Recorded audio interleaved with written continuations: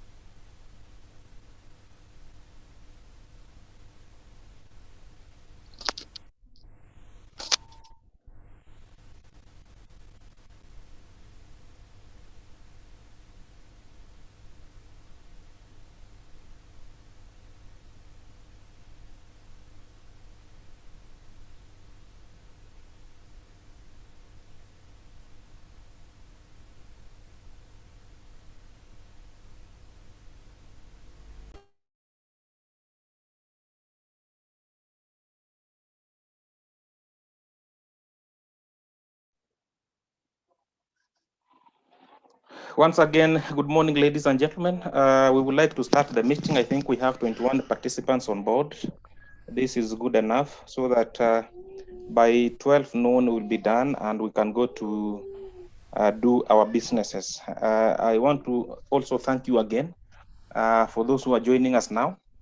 This CMD Kenya meeting that we have convened here today to continue the discussions around democratic development and how the citizens can be empowered to play an active role in ensuring that we have free, fair, and violent-free elections.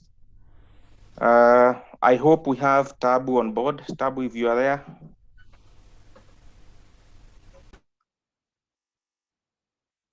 Tabu.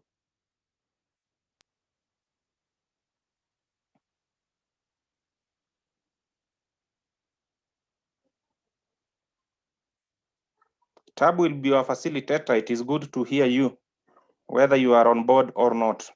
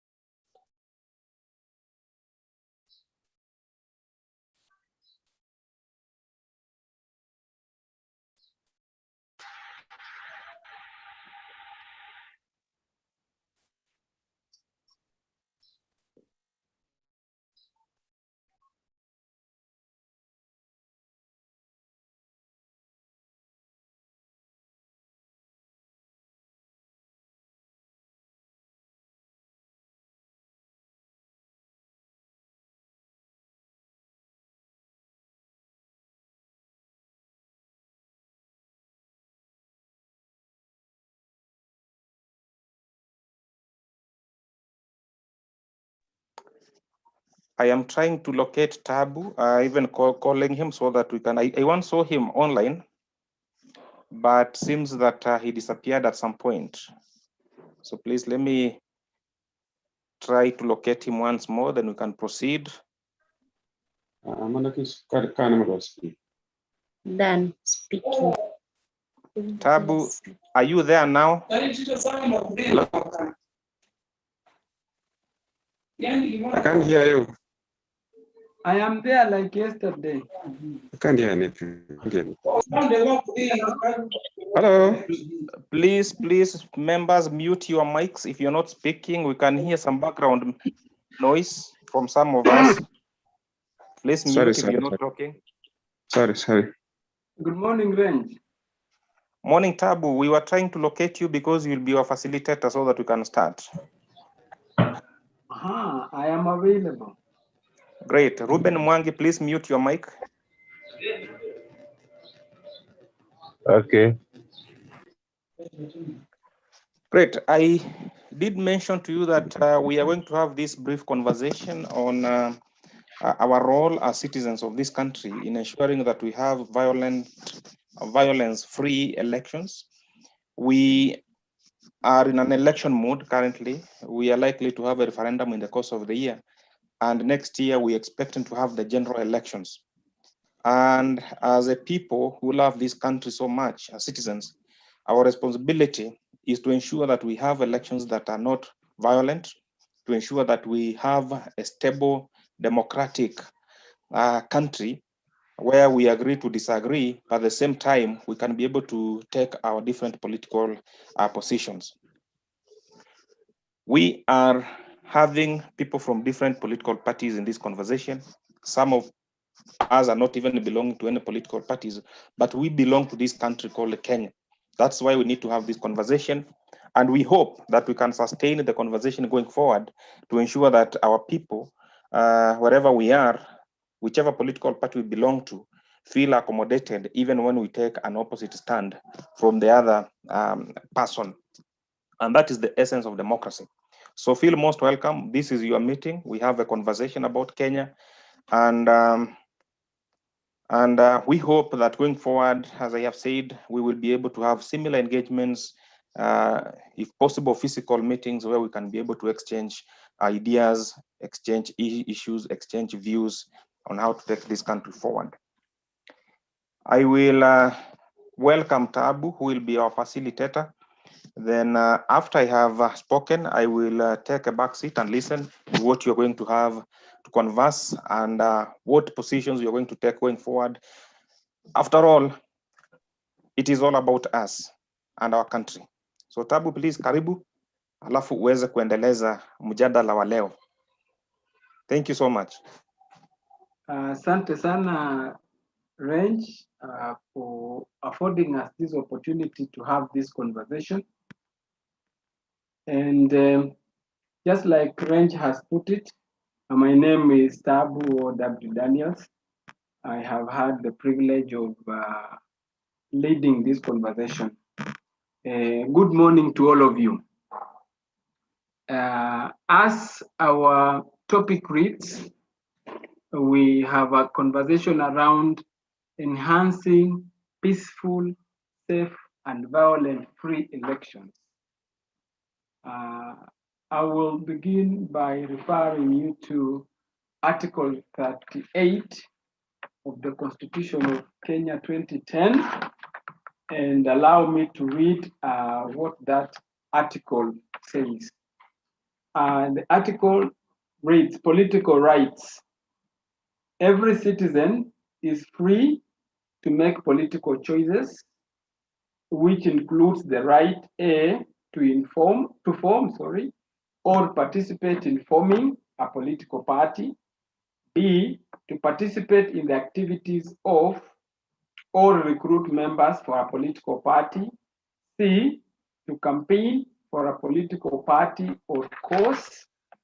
2, every citizen has the right to free, fair, and regular elections based on universal suffrage and the free expression of the will of the electors for A, any elective public body or office established under this constitution, or any office of any political party of which the citizen is a member. And 3, every adult citizen has the right, without unreasonable restrictions, to be a registered voter, B, to vote by secret ballot in an election or referendum, and C, to be a candidate for public office or office within a political party of which the citizen is a member, and if elected to hold office. Now, remembering that Article 4 of our Constitution declares Kenya a multi-party democratic space. Range has told you that you are coming from different political parties, which in itself is what I would call the Article 3, where we are supposed to defend the Constitution by members of different political parties. I think it is good. We have been reminded also of our rights to enjoy the political rights as enshrined under Article 38 of the Constitution. Now, today's topic is talking of enhancing. Enhancing, or to enhance, if you Google, you will find that it means improving the quality, strengthening something, or it is value to a certain extent. Now, when we say we want to increase, we want to enhance, we have a responsibility as citizens of this country as to why we must do that. Now, the dictionary meaning of the word peaceful, just for us to now to look at the 5 words in general, is not in a state of war or disagreement, and not involving violence or force. So we are talking of enhancing peaceful, that is improving the quality of safe, or the safety issue, protected from any exposed danger, or you are not exposed to any danger, nor are you likely to be harmed. Now, the word free, Google tells me, is to be able to act or done as one wishes, not under any control. So as a citizen of this country, your right to belong to a political party of choice, your right to participate in elections, either to be elected or to elect, supposed to be without any control or any interference or any form of coercion. And then lastly, the word elections, which is going to be our main focus, is a formal and organized choice by vote of a person or a political office or other position. Please mark the word that it is a formal and organized choice by vote. That is election. And now we are talking of improving the quality. It therefore reminds me and you that at some point we have not gotten it right. And if we don't get it right, it has its own repercussions. Remember, we were reminded one time that choices have consequences.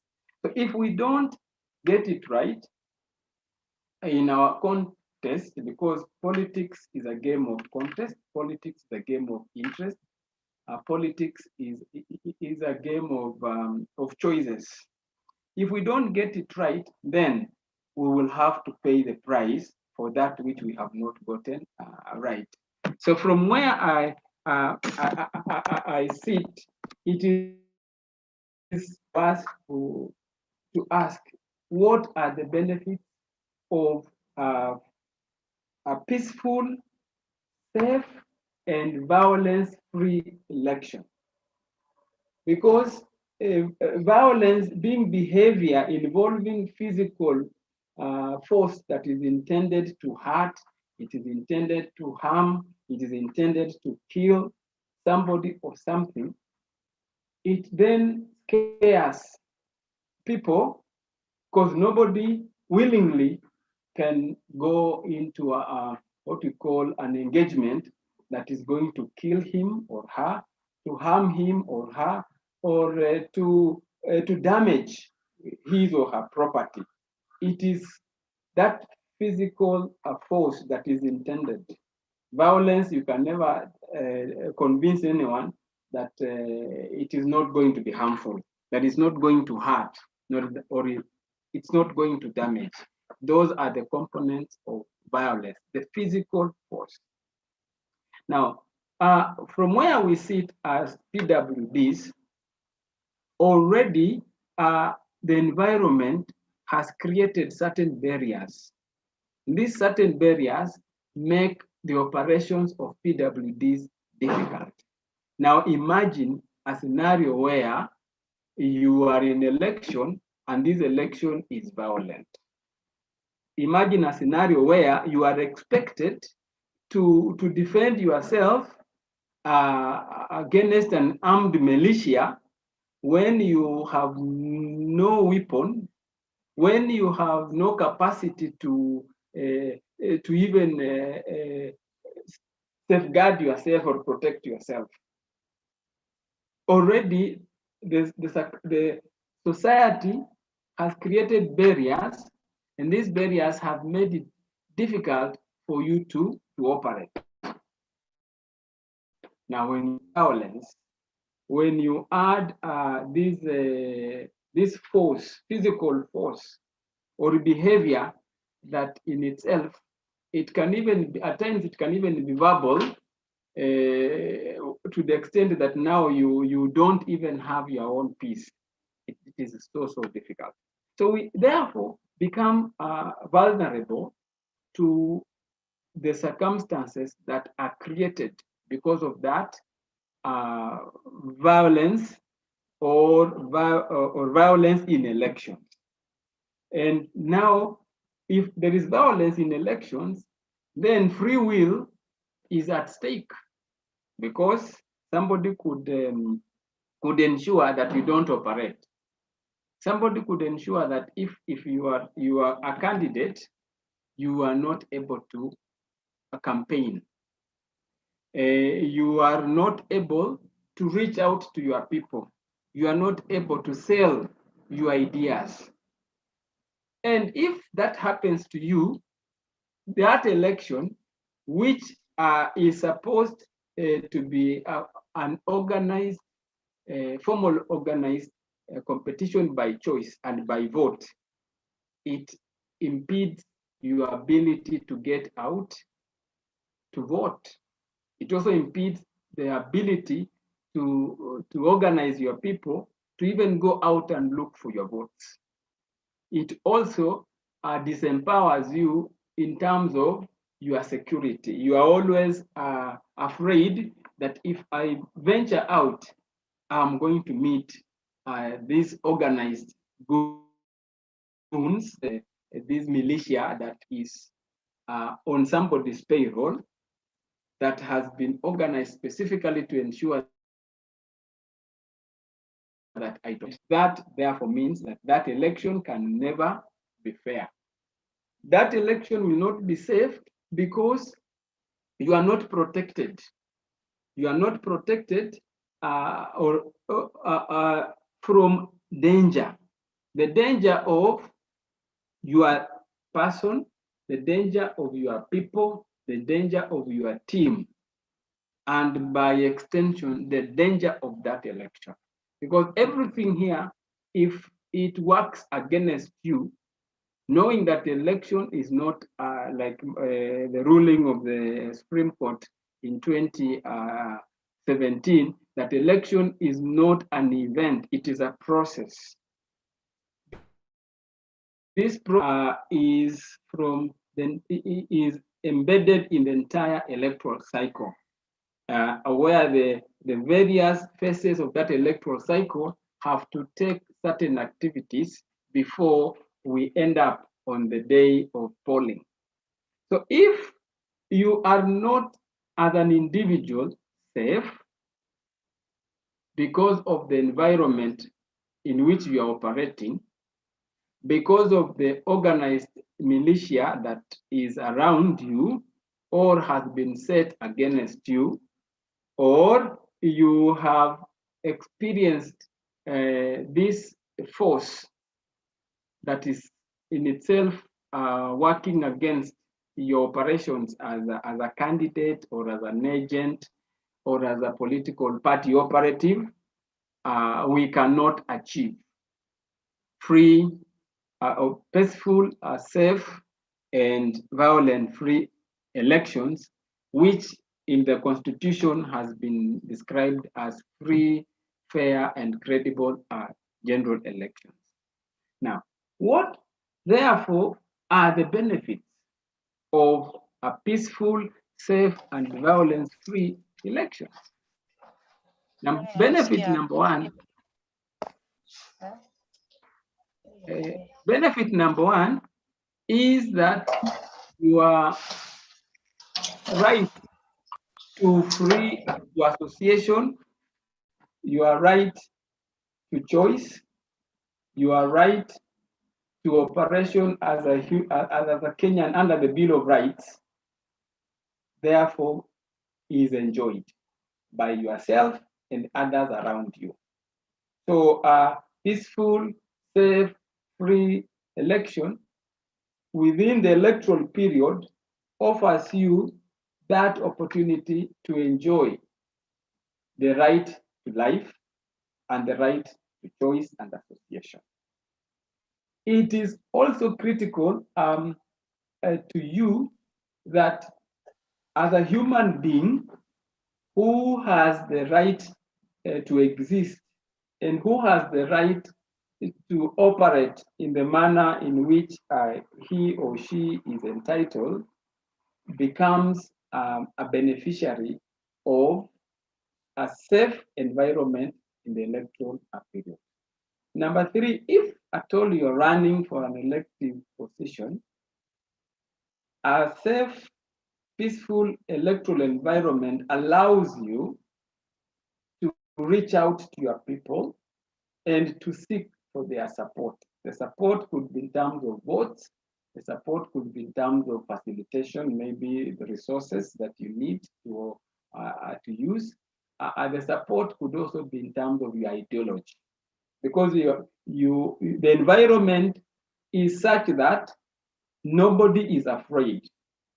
The environment is such that everybody acknowledges that we are in a competition, but we are not.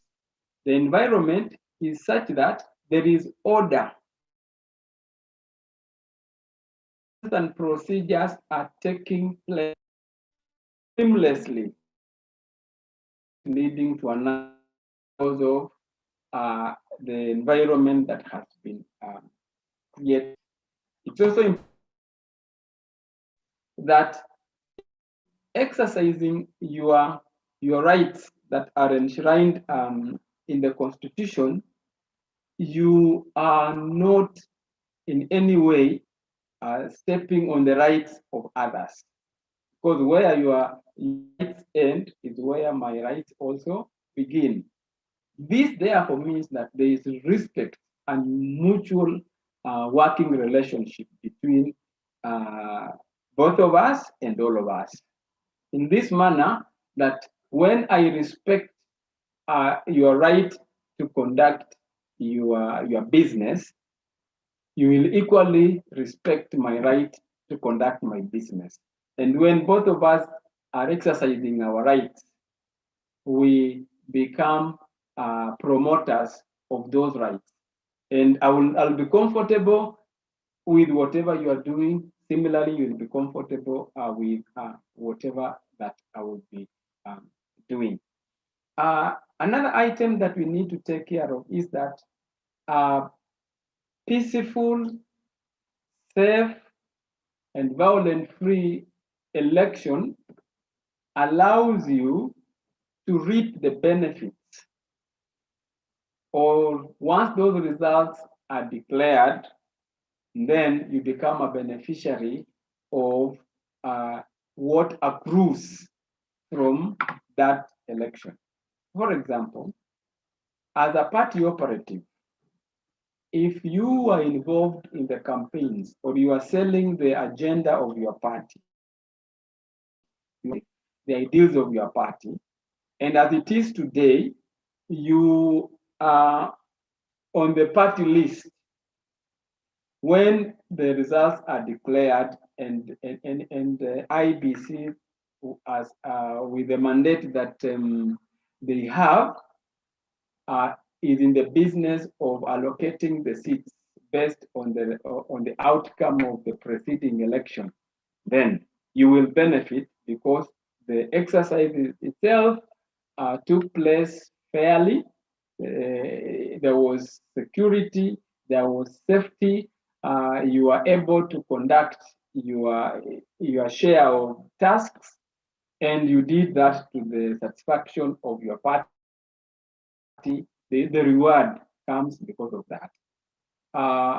On the converse, if you are a candidate, it allowed you to go about your campaigns with undue, without influence, without restrictions, and therefore you met your objective of selling your agenda to your people because the environment in itself was allowed you to do that particular exercise. And therefore the question is, if these are the benefits, then what is your role? Number one, you are expected as a Kenyan from the onset to embrace inclusivity and to embrace the spirit of competition and to subscribe to the provisions that are in the Constitution. In which case, you will become a respecter of the Constitution and all other existing legislation. And as a respecter of the rule of the Constitution, therefore, you will subscribe to the rule of law. And rule of law order in any given society. And once you have embraced the Constitution and by extension the rule of law, it allows you to ensure that your next door neighbor gets your influence. You infect and affect those around you, because they will be saying, hey, how come Andrew is behaving like that? Then the answer is, remember, the Constitution expects you to do 1, 2, 3, 4. Number two, if you are a member of a political party, and I'm glad I'm talking to members of political parties, I am not going to mention independent candidates because they are not part of our menu, but I know you know that they exist. The law, the constitution allows their existence, but this forum is for political party members. So as a member of your political party, it behoves you to be part of that organization of the party to such an extent that all that is expected of you as that member is achieved. And equally, you hold the party to account in areas where you have your entitlements, but the party is not subscribing to that. What does this bring to this peaceful, safe, and free, violence-free election? It helps the unit called the individual who belongs to a political party to go out, sell the ideals of the party, knowing too well that in this environment where he or she is operating, there are other competitors. So the party will subscribe of conduct. Number two, the individual, David Ochola, will also subscribe to the party's code of conduct and the political party's code of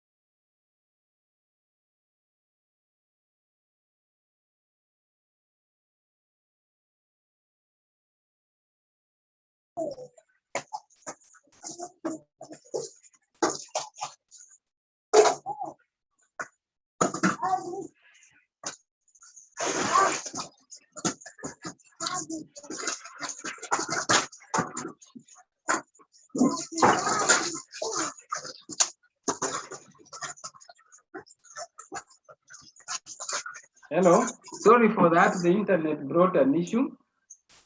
I was explaining that you belong to a political party. The political party signs the elections code of conduct. Once the party has signed the elections code of conduct, it binds the party and its candidates to a particular expected form of behavior. At that particular point, this behavior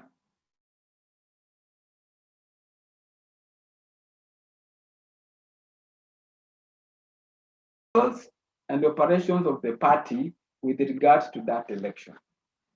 In which case, as a member of Party X, you have signed your party code of conduct. This part, your party has, by extension, signed the political party's code of conduct, where behavior is certain behavior is expected. And then three, your party goes further to sign the elections code of conduct, which at 2017, even candidates were being required to sign, so that you say, I'm going to be very obedient, I'm going to respect what the law says, and I'm going to carry out my campaign in a manner that is held within the confines of the law. When the unit, David Ochola, for example, who is a member of Party X, subscribing to a certain code and expected behavior, it helps David when he goes out to realize that my behavior, one, could injure me, two, could injure my party, and three, could injure other candidates who are members of my political party. So David will work to ensure that from the from the individual perspective, he respects law and order created under the rule of law. David will seek peace. David will ensure that his operations are not violent, and then David will know that there are repercussions. And if David is doing that as an individual, so corporate, any other member who belongs to David's political party is also bound by the same statutes that David would have signed. It will allow everybody to carry out their campaign without any restrictions. It will also allow everybody to enjoy their rights that are enshrined. When election day comes, everybody will go out there and exercise their right to choice. And therefore, the election now will be that final phase that has had a lot of issues that actually were helping the people who were in the race to know that we are a multi-party state, that there are very many parties, we are in competition, but we are not in any case enemies. The outcome of that election, therefore, will see David in power. And now when David is in power, it will be incumbent upon him to begin to reflect that if things did not happen the right way, if there was no order, if there were no processes and procedures, then I would not be where I am. I am in power courtesy of a process that was very clear, a process that was safeguarded by laws, a process that demanded certain behavior from each one of us, a process that expected us to understand that there are two sides to the coin. You either get it or you lose it. When you get it, celebrate in a manner that does not make the loser feel like, oh, you are belittling me and the rest. If you lose, you say, yes, it has been okay. You had it this time, but next time, remember, it will be my opportunity to get it. Now, the other demand on you as an individual or as a candidate or as a party operative, in order to get to where we are, it is the realization that whereas everybody is vulnerable when there is violence, when there is intimidation, when there is lack of respect, and when there is disorder, it is double jeopardy to our brothers and sisters who are PWDs. Because if a stampede ensues, some of us cannot run. So we will actually be harmed, we will be hurt, we will even be killed because of that stampede. Some of us do not have, we have a challenge with eyesight, so you can't see, and people are running, you even don't know where you are going to run to. So look at a scenario where already the environment has been unfair to you, and there is this other form that now makes life very, very difficult for you. So because vulnerability for PWDs is double, it therefore means that we need to safeguard our safe spaces.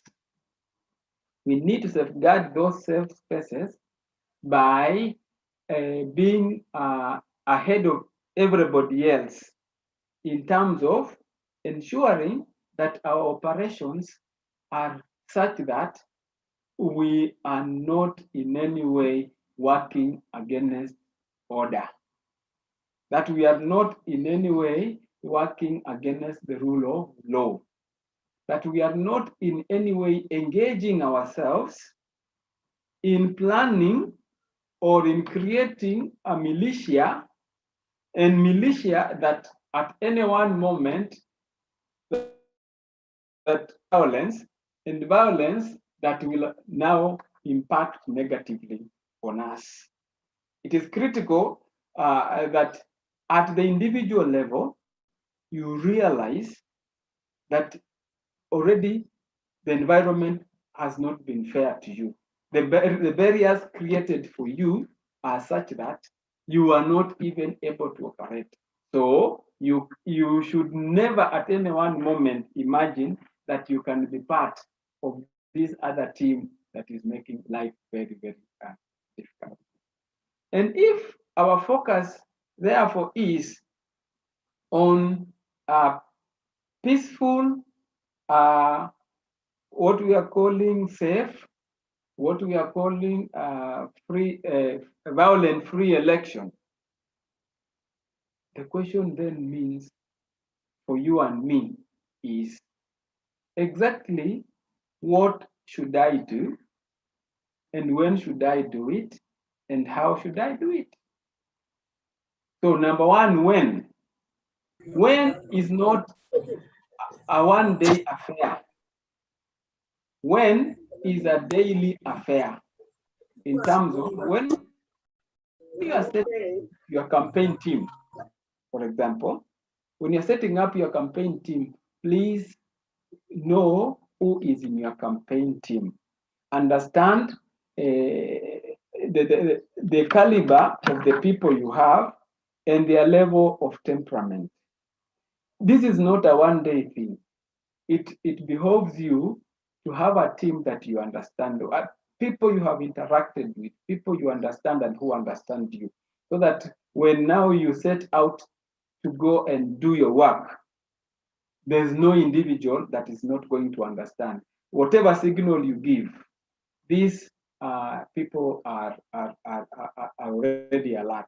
That is in the when. So the when becomes our everyday business to help our people or to identify the right people around us and to get people who, when you give instructions, they will follow those instructions, and to get people who, when they see danger, they will not be part of the problem, but they are going to be part of the solution. This is all about you and the people you identify. Now, the how, in terms of your strategy and what we call operation plan.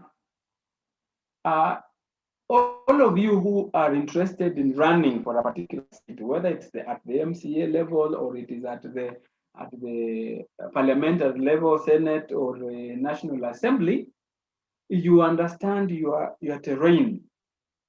You understand the behavior of your clients. You at least have an idea in terms of who is going to run against you if you are a member, that is, or whom you are going to run if you are plunging into that electoral position. So your operation plan and your strategy should be such that not only does it enhance your own visibility, your own profile, and your own relevance, it should be an operation plan that also helps your competitor to understand that if this environment becomes unbearable, equally, you will be a loser. And therefore, it is going to be of benefit to both of us to create this environment that is conducive for our operations. So when you are developing your strategy and your operation plan, kindly ensure that it puts into consideration what is the worst case scenario that I could find myself in. And therefore, what is the best option that I have to create an environment that does not lead to the worst case scenario that I wouldn't want to be found in. I hope we are communicating that you create an environment, or that if the worst came to the worst, you will still operate, other than creating an environment where when the worst came to the worst, you cannot operate. How can this work? If in your campaign, you have avoided using abusive language, you have avoided demeaning your opponent, you have avoided getting entangled in matters that are against, that law-abiding citizens should never get involved in, I can assure you that when people are planning evil for you, somebody will say, "Apana, achana na Lilian Bibei. She's in this election, but the way she's operating is different. You know, she minds her business and she talks to people and tells her agenda, and once she's done with that, she leaves the stage, and anybody else can take the stage. So it is the conduct that you have exposed yourself to and the people around you that will help you when the worst case scenario is coming, that is likely to threaten the peaceful, the safe, and the violent free elections.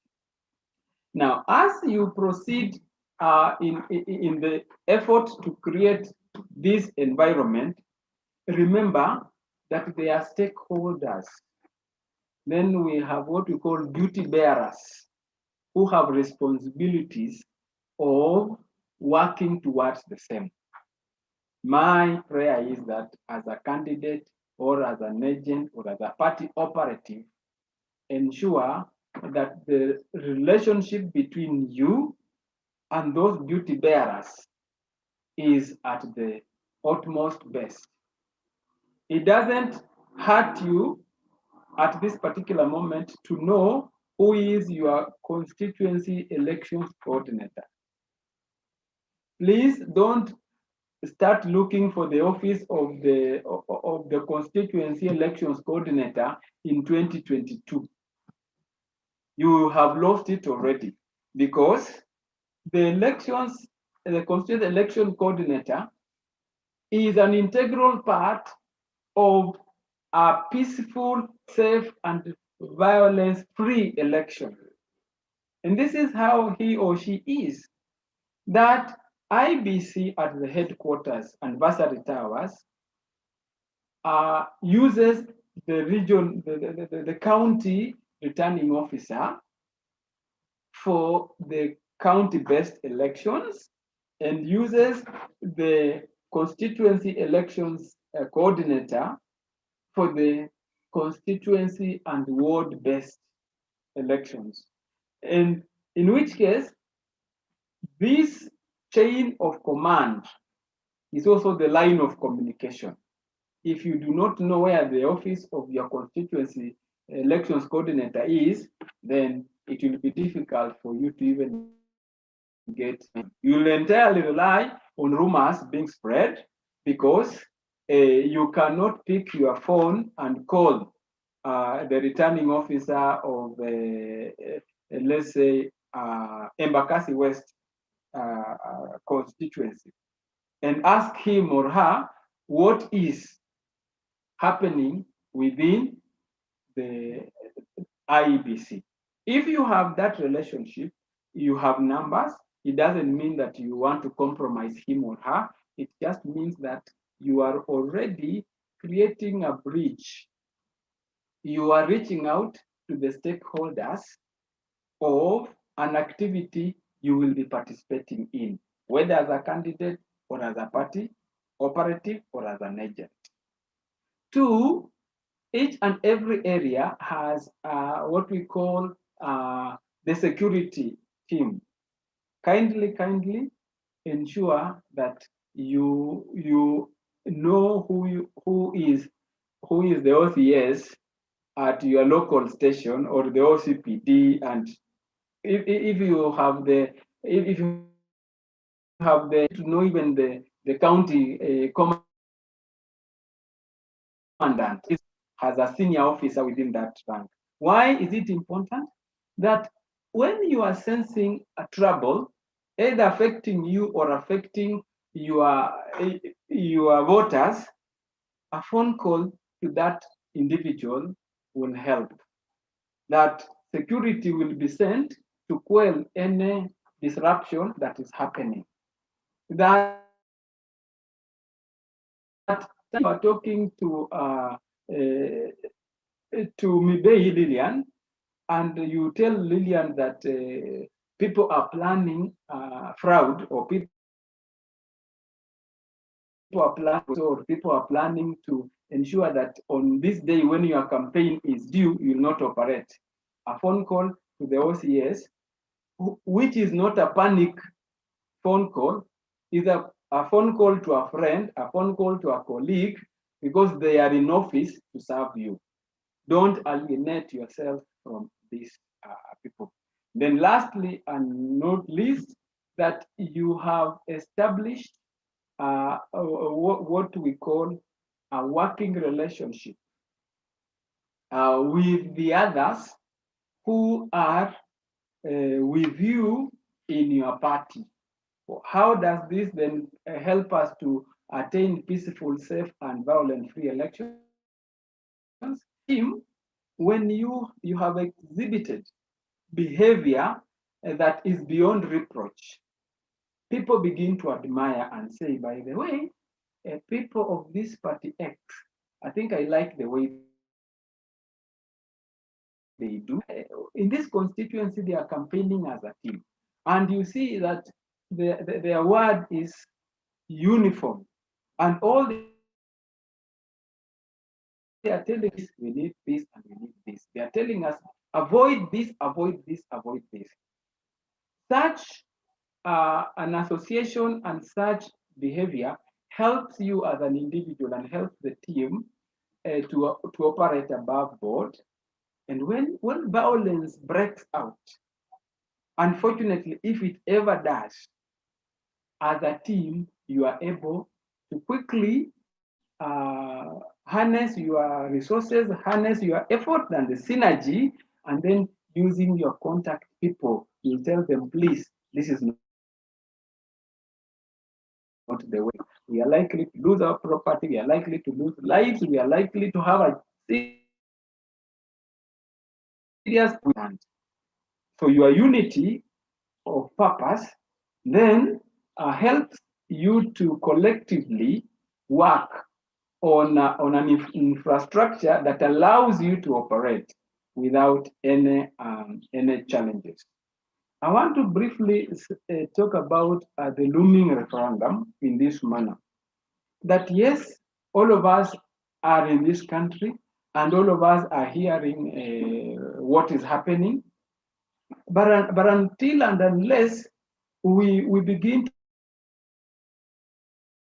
to be relating to each other, we are not creating a peaceful, safe, and violent-free referendum.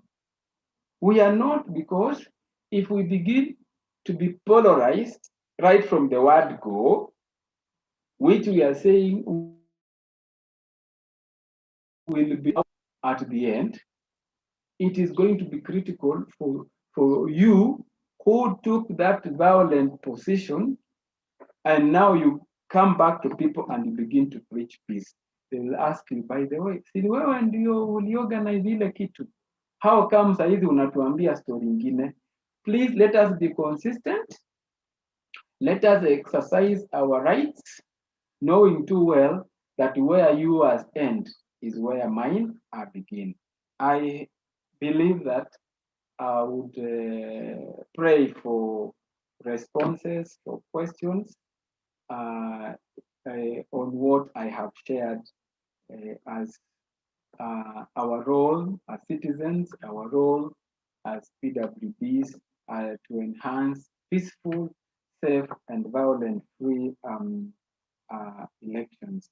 So kindly go to our participants page. You can raise your hand. Yes, already David Ochola has his hand up. David, kindly, I will be taking 3 questions and then I respond. Okay, thank you, Ruben. I have seen your your chat. Nashukuru. Haya, nitafanya hivyo. David Ochola, you are number 1, then followed by Rockefeller Okeo. The third one will be Lilian Mibei, and the fourth one will be Eunice Atieno. In that order, please. David Ochola, airwaves ni zako.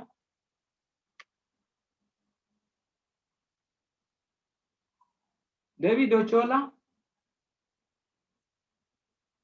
Okay. Hello? Yes, David. Yes. Can you hear me? Yes, we are hearing you, David. Ambia mtoto atulie kidogo tu. Okay, thank you very much. I'd like to ask about our case as PWDs. We are always marginalized as far as the party nominations are concerned. How can we join hands together as persons with disabilities so that the party does not lock us out because we are able to be good leaders? Because we realize that when it comes to nomination, we are always put aside and we are not getting any support from even the PWDs amongst us. Thank you. Okay, thank you, David. Rockefeller Okeo.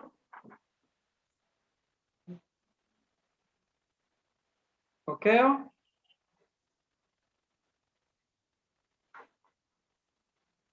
Rockefeller. Okay, now let's get Lilian Mibei.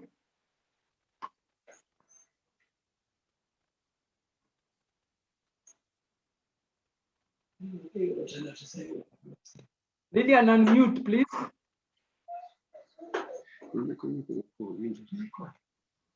Okay, proceed, Lilian. Hello. Okay. Hello. Okeo is on the way. Lilian, mute kidogo. Okay, Rockefeller, proceed. Hello, sir. Yes, Rockefeller. Good morning. Morning to you, sir. Yes, we struggled when the BBI document was being drafted, so that at least as persons with disability, we could have electoral college, constituted in the BBI. But then our efforts were in vain. We find that during elections, as persons with disabilities, we find it very difficult, leave alone participation. There's discrimination of the highest order. And that's why we wanted electoral college, so that, so much so that people with disability could identify those of them who are capable, who can represent them well in various legislative offices. But this did not happen. We can see women are captured very well, youths are captured very well.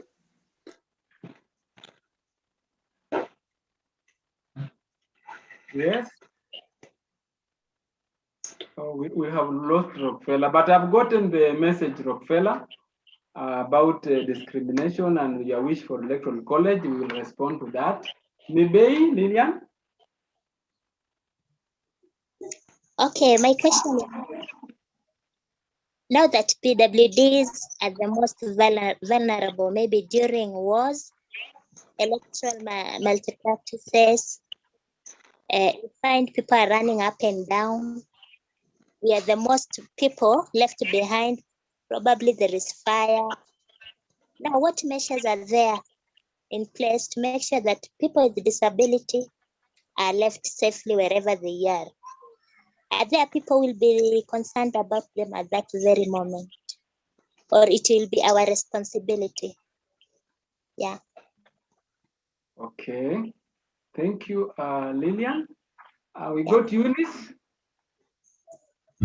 Okay, first, I want to commend you for a very good presentation and for an eye-opener. first, I will add on the point of the importance of enhancing peaceful coexistence. One, it builds on your personality. So this shows that for one who has a disability and goes for an elective position, it portrays a level of empowerment. So one of the gaps that we are supposed to address is that some of the barriers that we are going to encounter, as much as majority of them are as a result of disability, but again, we should address them on the context that we are persons. And this one will help us address the issue of inclusivity. Another one is about the communication aspect. What we've seen today is that most of our leaders do not have explanation to some of the things or some of the aspects that they are selling. So how then do we become role model as persons with disability?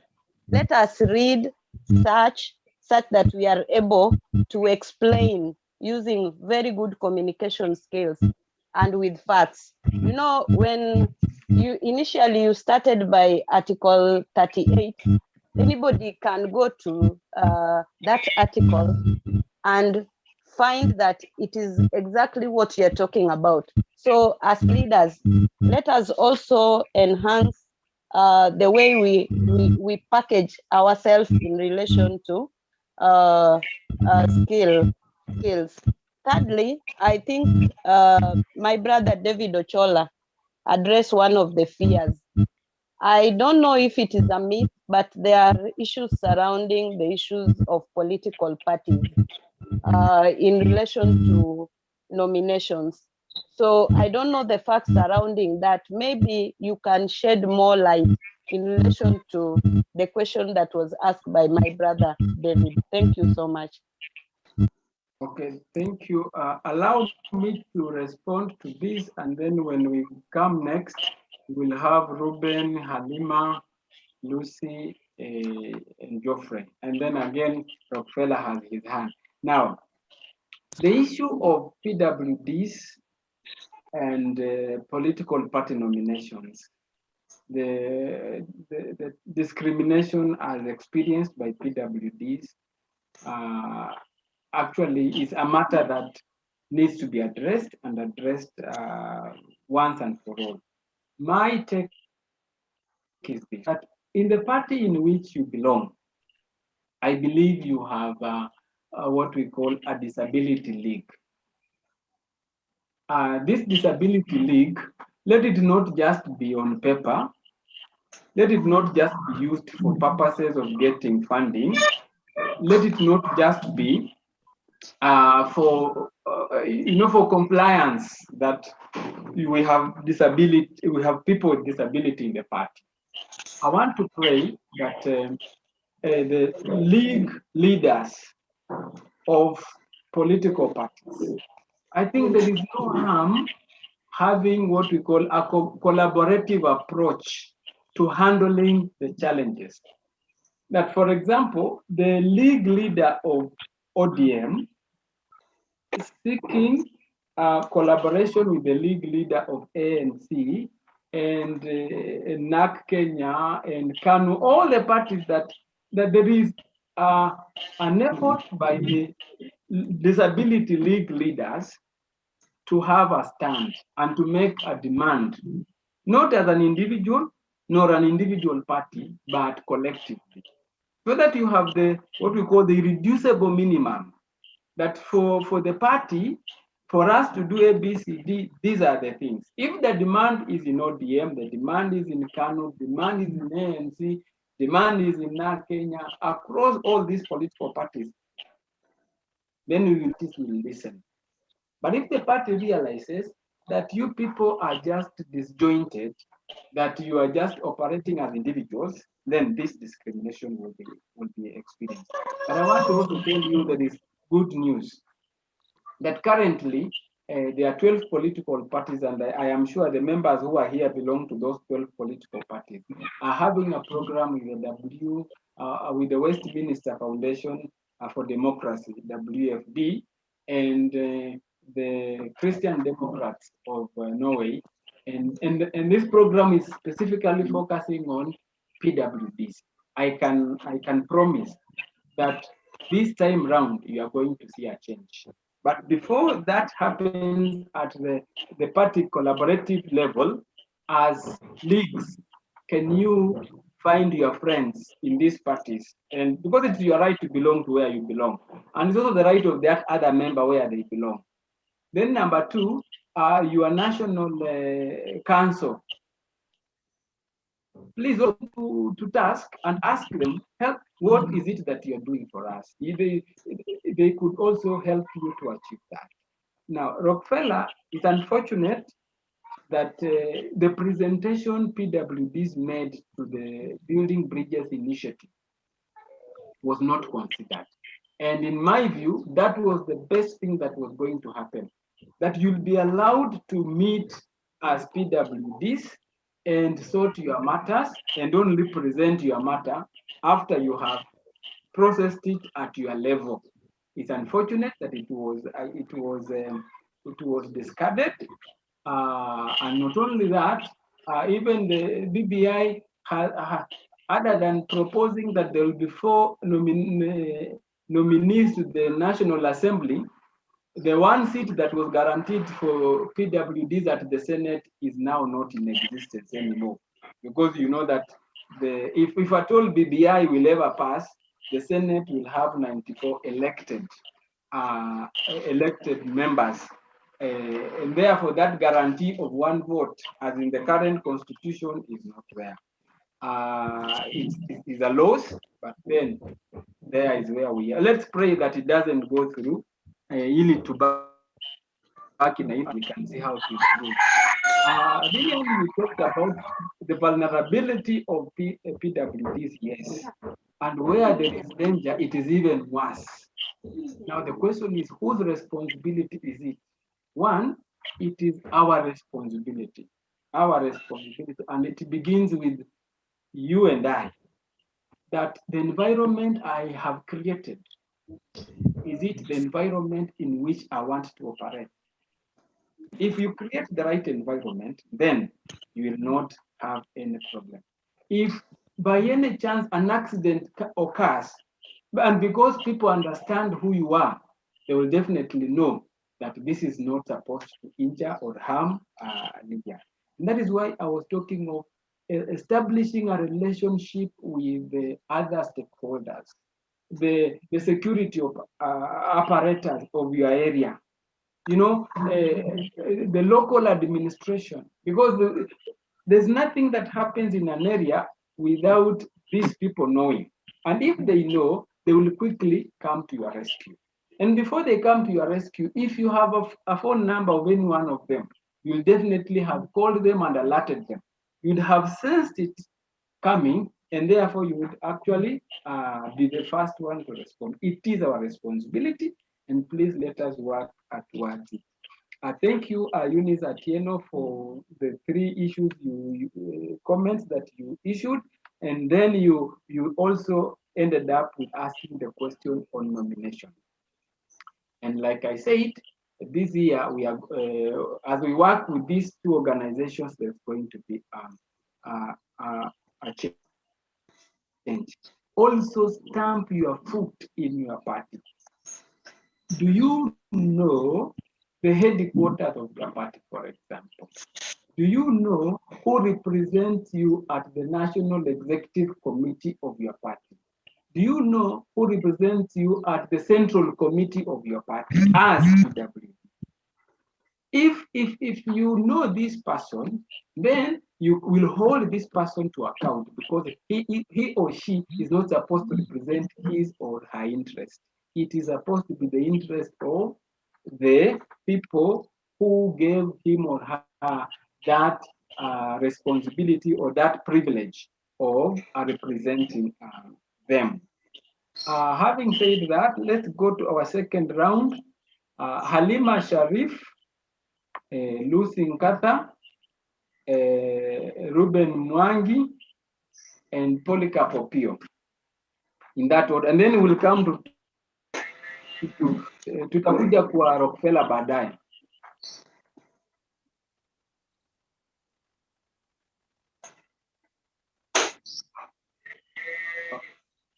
Halima? Okay, amepotea. Lucy Nkata?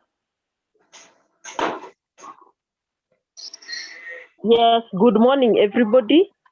I'm Lucy Nkata from Meru County. I hope that everybody gets me. So my concern is on a level playing ground. Persons with disabilities have no level playing ground when it comes to politics because the issues of accessibility are not well addressed, even by the IEBC. So for me, when a person with disability is in the league and they are vying for any seat, that environment, that friendly environment is not provided for them to be able to participate on equal basis with other members of the society. So that one becomes now the first big hurdle for them. And I want to speak to my own experience that at one point when I was trying to get into a podium, the youth, helping me literally stripped me naked. So I think this is a very a subject that we really need to look into and make sure that, especially the mobile podiums that go with the party leaders and everybody else, they are well prepared in advance with a lens that a person with disability within that party, because they have us in their parties, they have the leagues of persons with disability, then they should be planning with that lens that we have these people in our party and we should provide for this and this and that. Also for the IEBC, I think they are the backstops with them, because it's upon them to make sure that they regulate and ensure that all of us have a level or equal opportunity when it comes to the campaign.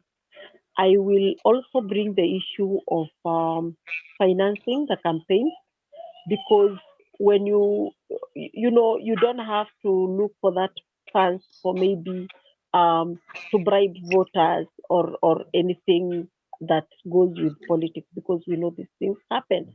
But the moment you start the campaign for the 6 months, you will need some people on your payroll, because these people will be working with you on a day-to-day basis. There is the issue of the banners. There is the issue of maybe business cards, flyers, all these things, your daily transport, maybe to move around your constituents. So all these things requires money. And as people with disabilities, we have not been as privileged as the rest of the members of the society, because even getting that education where you get education and you get a good job to be able maybe to save for your campaigns we've not been able to achieve that in the first place. So the discrimination that starts from my childhood to up to my adulthood will come and contribute maybe into less finances for the campaigns. Even in the businesses, we don't have a level playing ground. Look at it this way, that in a market where I'm supposed to go to have my business, there are no accessible toilets. So this will make me not do my business as others will do, because of that issue of access. Even the markets themselves are not accessible. So I'm bringing in the issue of finances, so that even as stakeholders we think around and see how we really support persons with disabilities who want to participate in politics in terms of finances.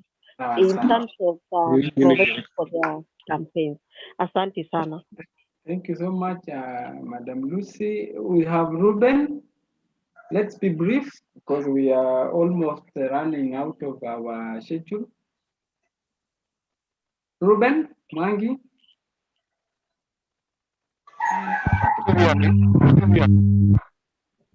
Hello. Ruben, Mangi.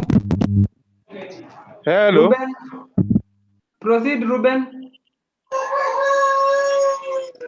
Unmute, Ruben. Hello. Yes, Ruben. Yeah. Thank you. Good morning. Thank you for every participant. And my questions almost coincide with Rockefeller's. My teaching issue is this. In disability, it's like we have what people nowadays are calling a dynasty. And that clique of people or leaders who seem to be the only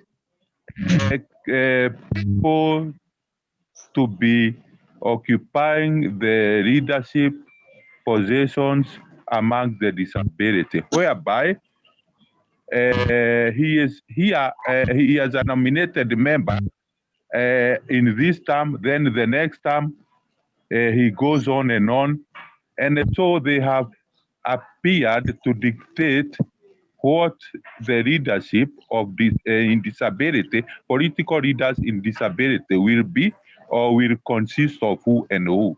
So amongst our among the disability, how are we able or how are we going to beat that kind of cartel in disability sector in terms of politics? Because you find that Mr. A or Mrs. E, even if they participate in an election whereby it is one of the principal aspects for that person to be nominated. But you get to find that those who did not participate in the nomination or those who have not complied with the electoral rules are the ones occupying those slots in disability fraternity. Okay, thank you, Ruben. We hear you. We will try to respond. We have Polika Popio. Polika Popio, please.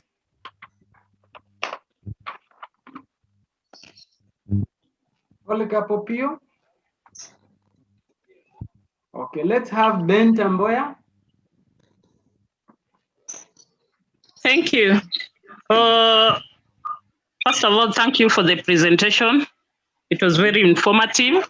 For me, what I would wish to ask is that many a times you find that when party lists are being made, you find that normally they don't consider, because it depends with the number of women or men who are brought into the county assembly. Let me start from there. But then many a times you find that women with the disabilities, in as much as women are vulnerable, but then they don't consider having the other slot of women with the disabilities also coming in to the party list. Is there something which can be done after the party list has been gazetted? That is one. Two, now that BBI, suppose it goes through, it states that for somebody to be nominated, you must have vied. They are saying that, I don't know whether it's the first runner-up or the second who are to be nominated. Now, in that case, let's say, for example, they've already made the party list of the, because many times you find they say that, no, you know, persons with the disability, you have the other slot, you have your own representation. But then, after even having our two representatives at the county assembly, we even have or know some of the counties who never nominated representative for persons with the disabilities. Is there anything that you people can pin maybe the politicals down, parties down with, so as long as they don't bring on board representative for persons with disabilities. It's not a must that we represent ourselves in those positions, but actually it's there in the constitution that we must have 2 slots representative for persons with disabilities. Now, if the BBI goes through, will we have failed or are we gaining? Thank you. Let me start by responding to that before I talk. I am seeing 2 people, then we will be winding up. Number 1, Benta, be ye warned that if BBI passes, there are no nominations even in the county assembly. Everybody in the county assembly ataenda njia ya election. Those positions that were under Article 177, kama umeweza kusoma BBI document, go to section 45, utaona kwamba it amends hiyo 177. So kwa BBI, truth be told, PWDs hakuna letu. Hakuna kabisa, viti 4 tu ile ya national, ambayo pia we don't know how it's going to happen. The issue of the best loser is another nightmare.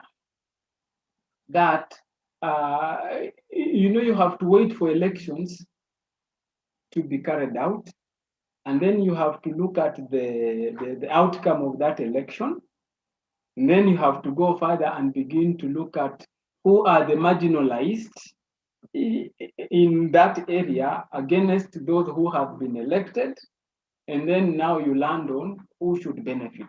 Look at that roadmap. It is too long and winding.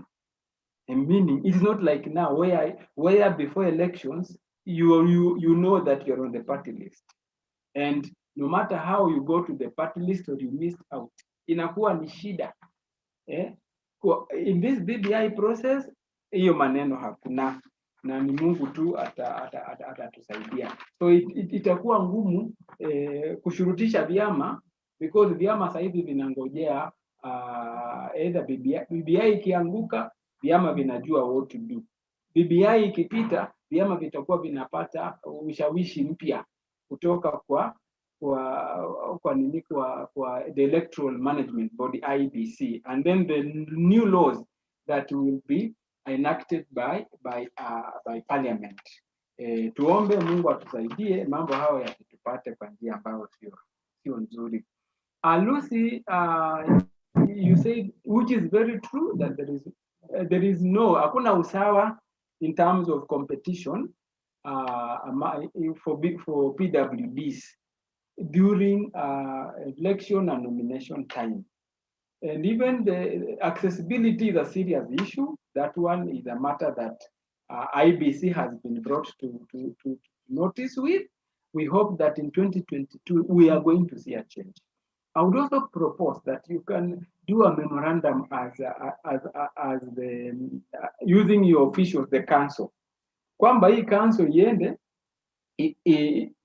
ikae na IBC, na waambia IBC, sisi kama viongozi wa walemavu, mambo haya hatutakubali uchaguzi unaokuja. And then you say these are our irreducible minimums. I know mtu asikudanganya at IBC is not constituted well. It has its challenges, but bado wako na meno, wanaweza uma. Issue ya financing, yes, is a challenge, but I also want to challenge each one of us that before you set out to run, have you put your house in order?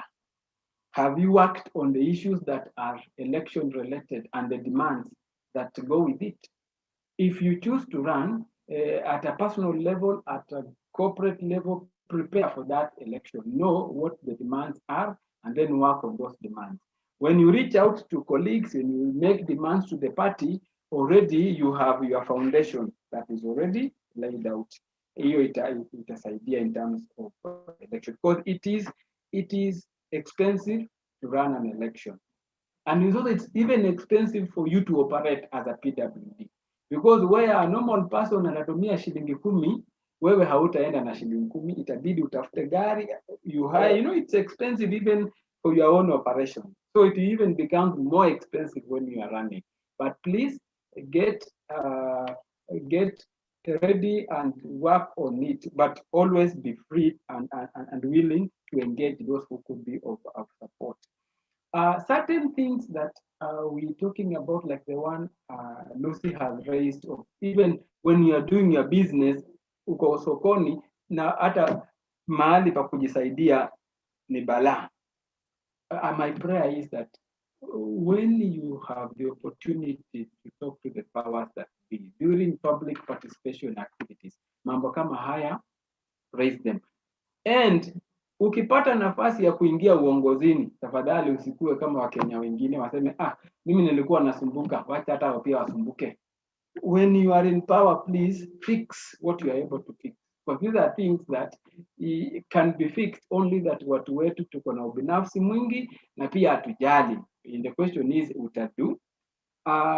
Mwangi umesema jambo ambalo ni la kweli kwamba kuna this issue of dynasties and even those cartels within the PWD kwamba fulani ako kwa hii chama wakati huu ako nominated, next time tena anaruka anaenda chama ingine anakuwa nominated, yani ni kama ni yeye tu, hakuna mtu mwingine. I want to pray that we will get to a point as Kenyans mahali tutakuwa binadamu. Wakati mwingine tuna tabia ile ya unyama na ubinafsi mwingi. So mimi na wewe ambao tunapitia mambo haya, ni vyema tuanze kujiuliza, je, suluhisho ni lipi? Kama wewe ni mwanachama wa chama fulani, usingoje mpaka election time ndio mnaanza kujulikana pale kwa viongozi na ofisi. Mwanze mapema na mwanze kuambia kwamba uchaguzi wa 2022 mambo kama haya hatutakubali. You may get one person who will listen and say, by the way, matters that are being raised by kina Ruben na walemavu, hapana, haya lazima tuyashughulikie. You never know, it may be the beginning of a process of change, because binadamu unless aambiwe kosa lake, mara nyingi anaweza fikiria kwamba anafanya yale ambayo yanastahili, and yet yale ambayo anafanya ni yale ambayo hayastahili. I have two people, Susan Kanyoko and Nokia 2.1, alafu tutapatia Rockefeller amalizie because network yake ilipotea, and then we will be winding up. Susan Kanyoko. Hello. Yes, Susan. Yeah, my name is Susan Kanyoko. My question goes direct after, during campaigns and after campaigns, we go through a lot that traumatize and brings a lot of depression that even leads to death of persons with disability, more so women with disability. Is there any way that you can correct it, or is there any way that we can have a trauma counselor that we can also go to or guide us on what to do? Thank you. Thank you so much, Susan. Nokia 2.1, sorry for me to address you like that, because that is what I'm seeing. You logged in with Nokia 2.1. Proceed Nokia 2.1. Ni wewe bado Rockefeller.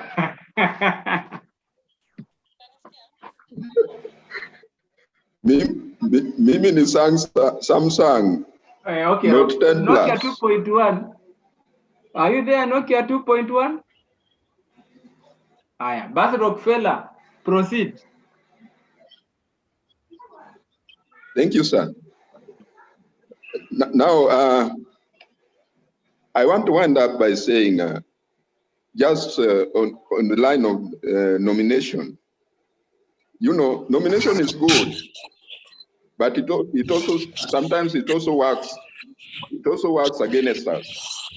Like in the last general election, I contested 2017, and on the ground I was strong, but then the electorates were like, Rockefeller will be nominated, so why don't we vote his opponent so that we have two MCAs in the same ward? Now that that provision is like, it has been abolished, I only hope that the electorates can be, you know, made aware that such a provision does not exist. so that we can have a level playing ground with the so-called normal humans. My second contribution is about men with disability being, given road deals sometimes. As we speak, women with disability are already being sharpened for 2022. They have been called for meetings in quite several occasions to sharpen them for the 2022 elections. This has not been the same case with the men with disability.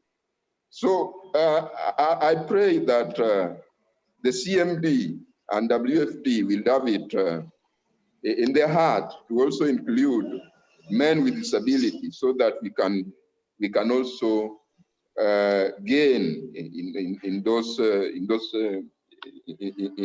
sharpening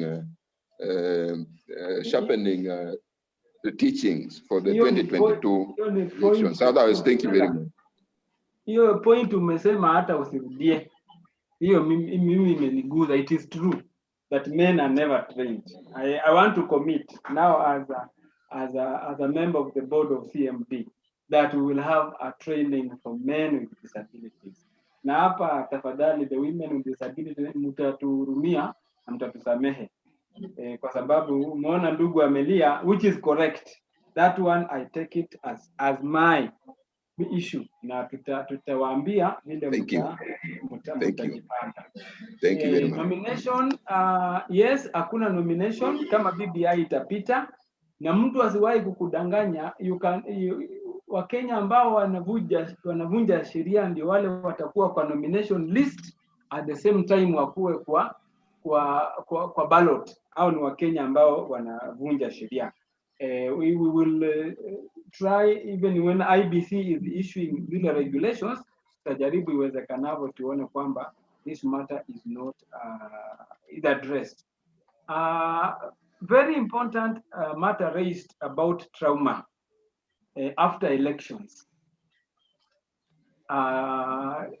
Unajua nilisema kwamba ukiingia kwa uchaguzi, two sides. Please don't wait for a trauma counselor. Wewe mwenyewe jua kwamba unaingia in a competition. Na competition iko na two sides. Side ya kwanza ni kwamba wewe utashinda, side ya pili ni kwamba wewe utashindwa. So begin at that level yako kwanza, then hii ingine itakuwa tu ni ya kuongezea. Kwa ukiingia uchaguzi na haujajipanga kwamba naweza anguka, wakati utaanguka yenyewe, hiyo trauma na depression vitaingia, and therefore hauna chochote. Na hiyo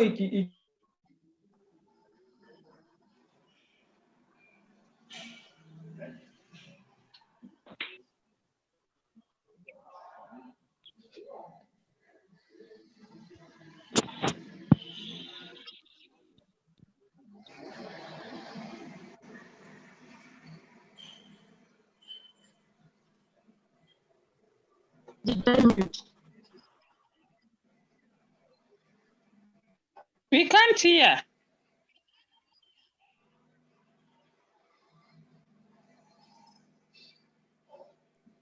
What's the problem?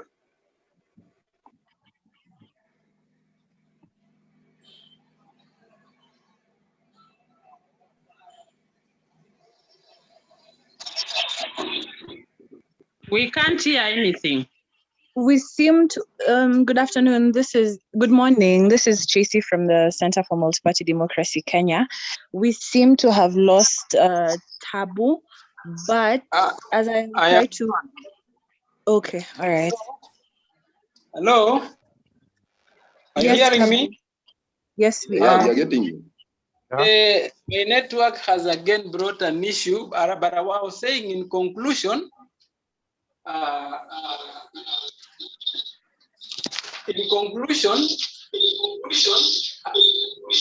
you hearing me? Hello? Tabu, we're hearing you, though there's a lot of frequency from your end. I was saying that for issues that are trauma related, my take was that in the trainings, I want to think that we may consider having people who have to talk about this trauma issue. But as I had earlier on said, please ensure that you know you are getting into this kind of an area. And because I have been flagged off that I have only some 5 minutes before, I want to say that now as a board member of CMD Kenya, I want to thank you for finding time to log in and to be part of this conversation. I also want to encourage you that amongst yourselves, use conversation. And when you have what we call certain issues you want to share, please kindly feel free to share that with us as CMD Kenya, because CMD Kenya is, for those of you who may be interacting with us for the first time, we are a multi-party platform and we discuss issues that affect all of us as Kenyans.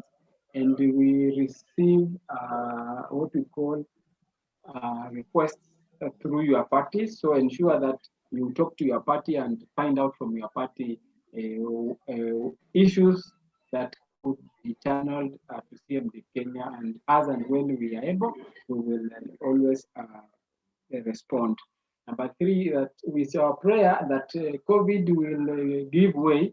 And when COVID gives way, you know, a conversation like this would have been very robust if it was physical. But we are limited because of COVID currently. But it's our prayer that when everything else is under control, we will resume our usual physical meetings and we will be coming to your various counties. And please, I want to urge you that as a disability network, you can hold the party to account. You can even, there is no harm even as a disability network writing to CMD and making your proposals. So that as a network, it will also be easy for us to get to understand what are your serious challenges. And please don't forget to engage other stakeholders, because those stakeholders have a responsibility in your operations. And if all of us collectively work together, it is going to be easy for us to enhance what we are looking for, enhance in terms of our peaceful election where there is no violence, where there is no war. It is going to be safe, where nobody feels threatened. It is going to be one that does not intimidate anyone of us. But we will be working together as a team to make life better for ourselves as citizens at the individual level and collectively as Kenyans, because this Kenya, we cannot run away from our challenges. Having said that, nawashukuru.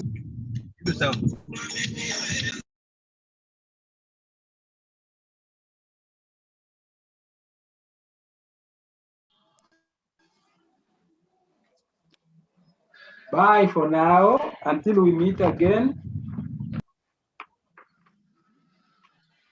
Bye. Bye.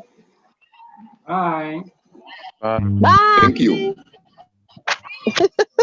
Enjoy your weekend. Bye. Bye. Bye. Bye. Bye. Thank you for the meeting. Goodbye.